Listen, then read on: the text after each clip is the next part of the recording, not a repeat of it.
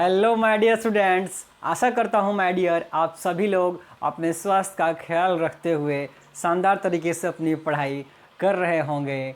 और ये जो ऑब्जेक्टिव की क्लास शाम को आती है, शाम को 7 बजे माय डियर, ये सारी क्लासेस आप अटेंड कर रहे हैं और लगातार देख रहे हैं माय डियर। और अगर आप ऐसा करते रह रहे हैं तो मेरा यकीन है और मुझे पूरा विश्वास भी है माय डियर कि आप सभी 90+ मार्क्स फिक्स में लेकर आएंगे माय डियर। शुरू करते हैं आज का क्लास बिना किसी देरी के माय डियर। देखिए हम लोग क्लास कर रहे हैं माय डियर किस और इलेक्ट्रोमैग्नेटिक इंडक्शन के ऑब्जेक्टिव, और वो ऑब्जेक्टिव जो आपके एग्जाम में बिल्कुल 100% आने वाले हैं माय डियर।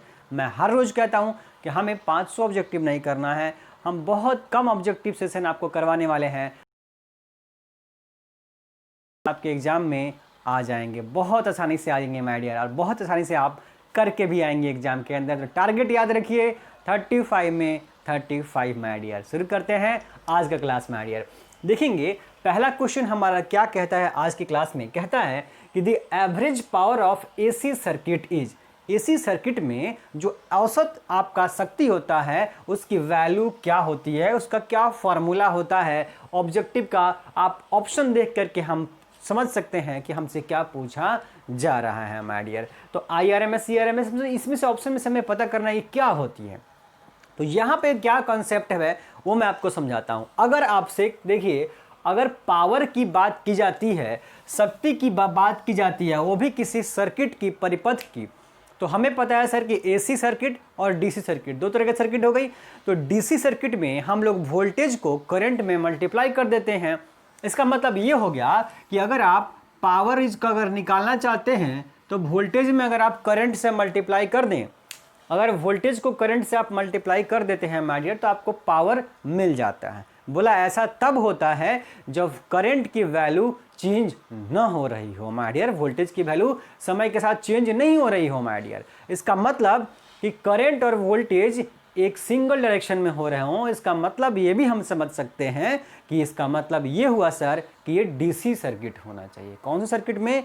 DC सर्किट में अगर वोल्टेज और करंट में हम मल्टीप्लाई कर दें तो हमें पावर की वैल्यू पता चल जाती है माय डियर। लेकिन अल्टरनेटिंग करंट के केस में क्या होता है कि करंट और वोल्टेज लगातार साइनसोडियली चेंज होते रहते हैं माय डियर, हर सेकेंड वैल्यू बदलती है। और ऐसे केस में अगर आप करंट और वोल्टेज को सिंपल आप मल्टीप्लाई कर देंगे तो आपको एवरेज पावर या पावर आप नहीं निकाल पाएंगे माय डियर।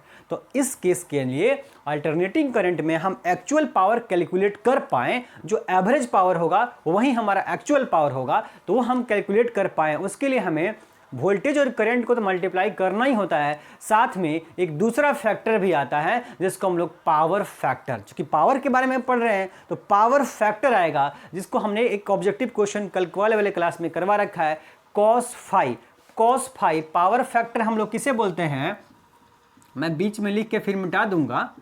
ये है पावर फैक्टर, पावर फैक्टर को हम लोग बोलते हैं cos फाई, और cos फाई इक्वल टू होता है R/Z। ये कल एक ऑब्जेक्टिव क्लास में, कल वाले क्लास में मैंने ये क्वेश्चन करवा रखा है कि पावर फैक्टर हम लोग cos फाई को बोलते हैं, और cos phi equal to R/Z होता है, जहाँ फाई जो होता है वो फेज एंगल होता है, कलांतर होता है माय डियर, किसके बीच? करंट और वोल्टेज के बीच में एंगल का डिफरेंस होता है। तो मैंने अभी बोला आपको कि अल्टरनेटिंग करंट के केस में करंट और वोल्टेज लगातार साइनसोडियली वेरी करते रहते हैं, कोई आगे कोई पीछे चलता रहता है।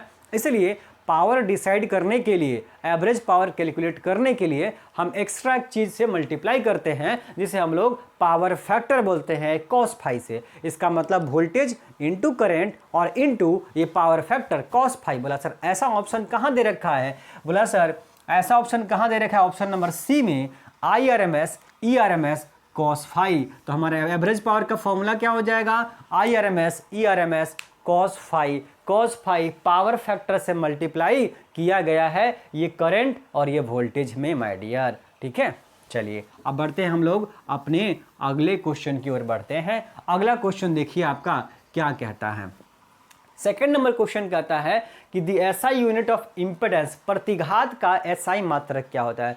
मैं लगातार बोल रहा हूं, आप देखेंगे जितने सारे क्वेश्चन करवा रहा हूं सब क्वेश्चन आपके एग्जाम में 2 बार 4 बार रिपीट किए गए हैं माय डियर, और कुछ क्वेश्चन ऐसे भी हैं जिनकी आने की संभावनाएं पूर्ण रूप से है माय डियर इस साल भी।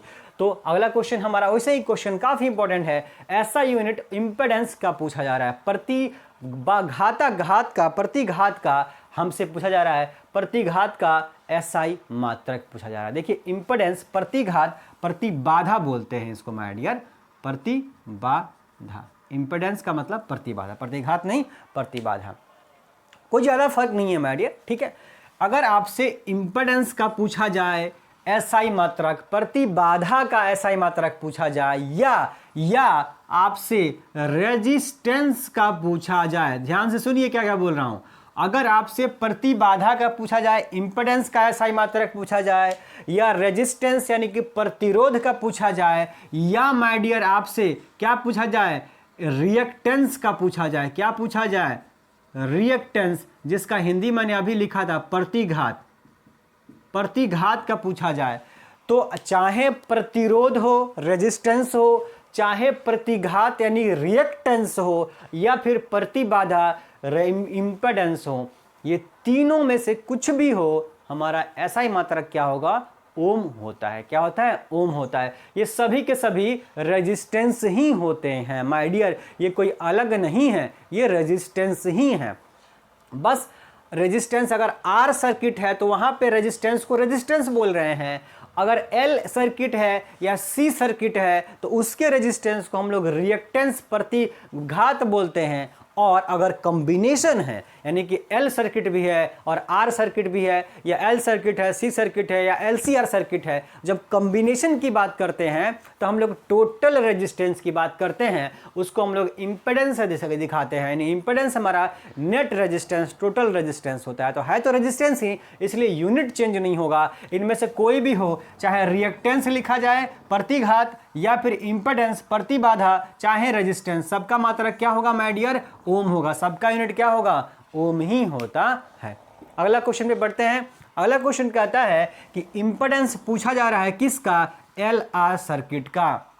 मैंने अभी बोला इंपेडेंस कब आएगा, जब दो चीजें आपस में आएंगी, दो सर्किट होंगे, तो एक एल है और एक आर है, दोनों को जोड़ दिया है, सीरीज सर्किट बना दिया है इनका, तो एलआर सर्किट का इंपेडेंस बताना है। इंपेडेंस यानी कि टोटल रेजिस्टेंस बताना है एल और आर का माय डियर, ठीक है। तो बोला सर आर है तो आर तो आएगा ही आएगा, तो बोला सर आर तो आएगा, ऑप्शन नंबर ए में आर है ही नहीं है, तो आंसर ही नहीं होगा, हमारा कट गया पहले से ही, और एल भी है तो इसका मतलब एल भी आएगा। तो क्या होता है इंपेडेंस का formula, root under R square omega square into L square. Answer क्या हो जाएगा, जेड का, Z equal to root under R square plus omega square L square. Impedance को हम लोग जेड से रिप्रेजेंट करते हैं, किससे रिप्रेजेंट करते हैं इंपेडेंस को, जेड से, और Z equal to R square plus X L square होता है। किस सर्किट के लिए, एलआर सर्किट के लिए। एलआर सर्किट के लिए जेड की वैल्यू, इंपेडेंस की वैल्यू कितनी होती है, Z equal to root under R square plus XL square, और इस एक्सएल की वैल्यू हमारे पास होती है, इस एक्सएल इजकल टू होता है ओमेगा एल। तो चूंकि एक्सएल का स्क्वायर है इसीलिए ओमेगा का भी स्क्वायर और एल का भी स्क्वायर होता है माय डियर। तो आपके ऑप्शन में ध्यान से समझिए, R square plus omega square L square जो लिखा गया है, हो सकता है कि ये ना लिख करके क्या लिखा गया हो माय डियर, एक्स एल का स्क्वायर भी लिखा हुआ मिल सकता है। इस बात का आप ख्याल रखेंगे, ऑब्जेक्टिव क्वेश्चन के अंदर ओमेगा स्क्वायर एल स्क्वायर के जगह पे एक्सएल का स्क्वायर भी लिखा जा सकता है बहुत आसानी से माय डियर। ये हमारा थर्ड नंबर क्वेश्चन। आगे बढ़ते हैं, चौथे नंबर क्वेश्चन पे बढ़ते हैं। क्या कहता है, average power of L circuit की बात करता है। किसकी बात करता है, सिर्फ एल सर्किट की, यानी कि जिसमें केवल इंडक्टर लगा हुआ है, एक कॉइल लगा हुआ है सिंगल, उसके लिए हमें पावर की वैल्यू पता करनी है, बतानी है माय डियर। तो कैसे बताएंगे, तो जो पावर होता है माय डियर, मैंने अभी आपको बताया कि एवरेज पावर का फॉर्मूला ऐसे सर्किट में IRMS ERMS cos फाई होता है माय डियर। और फाई क्या होता है, करंट और वोल्टेज के बीच का एंगल होता है और इस cos फाई को पावर फैक्टर करते हैं, यही डिसाइड करता है पावर की वैल्यू माय डियर। और हमसे पूछी जा रही है किसकी पावर यहाँ पे, एल सर्किट के। तो ध्यान रखेंगे, चाहे ये क्वेश्चन एल सर्किट का होता, ध्यान से सुनिए, या फिर इस एल के जगह अगर खाली हमसे सी सर्किट का भी पूछता, चाहे एल सर्किट का पावर पूछता या चाहे केवल ये केवल एल है और हमसे केवल अगर सी सर्किट का पूछता पावर बताने के लिए, तो दोनों ही केस में केवल सिंगल एल सर्किट और सिंगल सी सर्किट, अलग अलग की बात कर रहा हूं, मिला के नहीं बात कर रहा हूं, फिर से सुनिए, केवल इसमें क्या दे रखा है, सिंगल एवरेज पावर किसका पूछ रहा है, एल सर्किट का, दूसरा कोई तो नहीं है, मतलब कोई नहीं है। तो केवल अगर एल सर्किट हो या केवल अगर सी सर्किट हो, तो दोनों ही केस में जो फेज एंगल होता है फाई, उसकी वैल्यू है 90 डिग्री होती है। कितनी होती है, 90 डिग्री। फेज एंगल की वैल्यू कितनी होती है, 90 डिग्री होती है, यानी कि करंट और वोल्टेज के बीच में 90 डिग्री का एंगल बनता है, यानी कि फाई की वैल्यू 90 डिग्री जब आप यहाँ पुट करेंगे, तो सर फाई 90 पुट करेंगे तो cos 90 जीरो होता है, तो जीरो में मल्टीप्लाई करेंगे तो सब जीरो हो जाएगा माय डियर। तो पावर की वैल्यू क्या होती है, जीरो होती है, किस में, एल सर्किट में भी और सी सर्किट में भी माय डियर। तो आंसर क्या हो जाएगा, आंसर हमारा ऑप्शन नंबर ए हमारा करेक्ट आंसर हो जाएगा। बढ़ते हैं और कुछ शानदार क्वेश्चन पे माय डियर।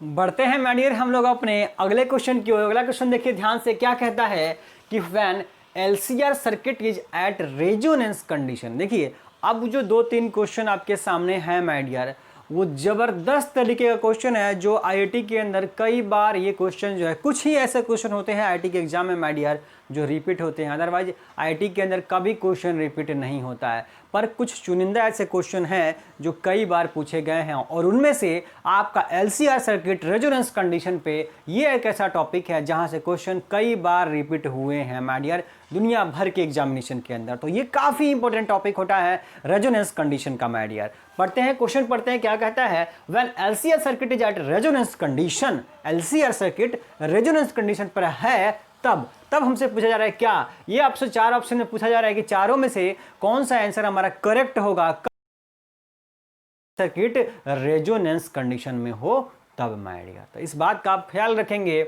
कि जो रेजोनेंस कंडीशन होता है उसका मतलब ये होता है कि सर्किट में करंट की जो वैल्यू है वो मैक्सिमम लिमिट तक पहुंच गई है। अगर एलसीआर सर्किट में करंट अपनी मैक्सिमम लिमिट पे है तो वो हम रेजोनेंस कंडीशन कहते हैं उसे। और मैक्सिमम कब होगी, वो मैक्सिमम कब होगी, जब माय डियर करंट की वैल्यू अगर मैक्सिमम कब होगी, जब हम लोग, अगर आप देखेंगे फॉर्मूला कि सर आई इक्वल टू जो होता है वो U naught upon root under R square plus XL minus XC का होल स्क्वायर, ये करंट की वैल्यू होती है माय डियर, ये मैक्सिमम करंट का फॉर्मूला होता है। तो ये करंट मैक्सिमम तब होगा जब नीचे रेजिस्टेंस की वैल्यू कम हो, रेजिस्टेंस कम होगी तभी तो करंट बढ़ेगा माय डियर। रेजिस्टेंस रुकावट पैदा करता है करंट के रास्ते में ना, तो अगर रेजिस्टेंस कम करेंगे तभी तो करंट ज़्यादा से ज़्यादा सप्लाई होगा। तो रेजिस्टेंस हमको कम करना होता है। तो रेजिस्टेंस प्लस आर को सर कभी नेग्लेक्ट कर ही नहीं सकते हैं, रेजिस्टेंस आर तो हमेशा एक्सएल और एक्सी है, इसे हम हटा सकते हैं। इसीलिए रेजोनेंस कंडीशन बनाने के लिए, करंट को मैक्सिमम करने के लिए जो ये एक्सएल माइनस एक्सी होता है इसको हमें जीरो करना होता है, ये जीरो हो जाता है, इसका मतलब जो है एक्सएल इक्वल टू एक्ससी हो जाता है। तो ये भी ऑप्शन के अंदर आपको बिल्कुल एक्सएल इक्वल टू एक्ससी ये भी लिखा हुआ हो सकता टू एक्सी, ये भी ऑप्शन के अंदर दिया जा सकता था। अब एक्सएल इक्वल टू होता है ओमेगा एल और एक्ससी इक्वल टू होता है 1/ओमेगा-c। तो बोला सर एक्सएल की जगह ओमेगा एल कहाँ लिखा हुआ है, बोला सर यहाँ लिखा हुआ है, और एक्ससी की जगह 1/ओमेगा-c। तो बोला 1/ओमेगा-c यहाँ सर नहीं लिखा हुआ है, स्क्वायर लिखा हुआ है। बोला कहाँ लिखा है, बोला यहाँ लिखा है sir, XL equal to omega L और एक्ससी इक्वल टू 1/ओमेगा-c। तो हमारा आंसर क्या हो जाएगा, आंसर हमारा करेक्ट आंसर कौन हो जाएगा माय डियर, सी नंबर हमारा करेक्ट आंसर होगा। बढ़ते हैं अगले क्वेश्चन पे। फिर से रेजोनेंस कंडीशन का क्वेश्चन क्या कहता है, the resonance frequency of LCR circuit. LCR circuit में रेजोनेंस फ्रीक्वेंसी बतानी है, यानी कि जब ये कंडीशन हो रहा होगा तब हमें फ्रीक्वेंसी की वैल्यू कैलकुलेट करनी होती है। तो बोला सर ये जो है ना, यहीं से हम रेजोनेंस फ्रीक्वेंसी का फार्मूला ड्राइव करते हैं, ओमेगा जाकर के मल्टीप्लाई हो जाता है तो ओमेगा स्क्वायर, और एल आकर के डिवाइड हो जाता है तो ओमेगा स्क्वायर इजकल टू क्या होता है 1/LC, और ओमेगा इजकल टू 2πf होता है। तो आप बहुत आसानी से, मैं यहाँ पे कैलकुलेशन करके भी आपको दिखा देता हूँ, ये रेजोनेंस कंडीशन है तो ओमेगा जाकर के मल्टीप्लाई हो जाएगा। तो बोला sir omega square equal to 1/LC, L आकर के डिवाइड हो जाता है। अब बोला सर ये स्क्वायर है, हटेगा तो क्या होगा अंडर रूट हो जाएगा, तो बोला अंडर रूट हो गया 1/LC। आया बात समझ में। अब ओमेगा इजकल टू होता है सर 2πf, क्या होता है ओमेगा इज है, ठीक है, ओमेगा का इक्वल टू क्या होता है 2πf। अब ये 2π इधर जाएगा तो डिवाइड कर जाएगा तो 1/2π हो जाएगा, 2π जगह क्या हो जाएगा डिवाइड, तो f equal to 1/2π root under 1/LC। बोला कहाँ दे रखा है सर, ऑप्शन नंबर बी में दे रखा है। देखिए ध्यान से, f equal to 1/2π root under 1/LC, 1/LC, ठीक है, और ये जो 2π है जाकर के डिवाइड कर गया है तो 1/2π हो गया। ये हमारा होता है रेजोनेंस फ्रीक्वेंसी का फॉर्मूला माय डियर। आज के लिए आखिरी क्वेश्चन माय डियर क्या कहता है, ध्यान से देखेंगे। The power factor of LCR circuit at resonance condition, यानी कि रेजोनेंस पर पावर की वैल्यू पूछी जा रही है, पावर फैक्टर की वैल्यू पूछी जा रही है। आपसे क्या पूछी जा रही है, पावर फैक्टर की वैल्यू पूछी जा रही है, शक्ति गुणांक की वैल्यू पूछी जा रही है। कब, LCR सर्किट में अनुनाद स्थिति में, रेजोनेंस कंडीशन पर, अनुनाद स्थिति में, LCR सर्किट के अनुनाद स्थिति में रेजोनेंस कंडीशन पर पावर फैक्टर की वैल्यू पूछी जा रही है माय डियर। आया बात समझ में।